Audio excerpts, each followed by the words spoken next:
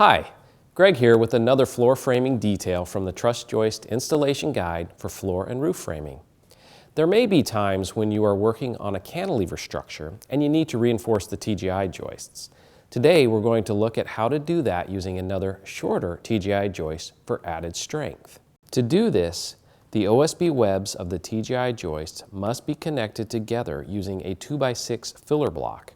The E4 cantilever detail shows us exactly how to do this. Okay, let's go ahead and get started. First, we're going to cut the 2x6 lumber filler block.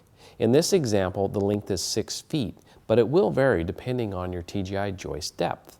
Next, place the TGI joist on top of the 2x6 and nail through the OSB web of the TGI joist with 10D nails on center. For your next step, attach the second 6 feet long TGI joist with 2 rows of 10D nails at 6 inches on center. Again, we're nailing through the OSB web of the reinforcing joist through the 2x6 and finally into the OSB web of the TGI floor joist. Now be sure that you are nailing through the OSB web and not the flanges. Then turn the assembly over and clinch the nails.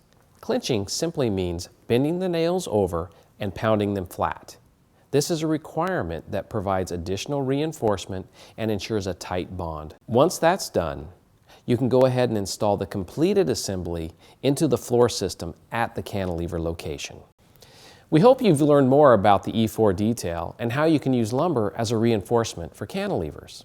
Thanks for taking the time to watch this video brought to you by Weyerhaeuser, manufacturer of truss joist engineered wood products. Be sure to check out the other videos in this series of floor framing details, which you'll find online at trussjoist.com/videos.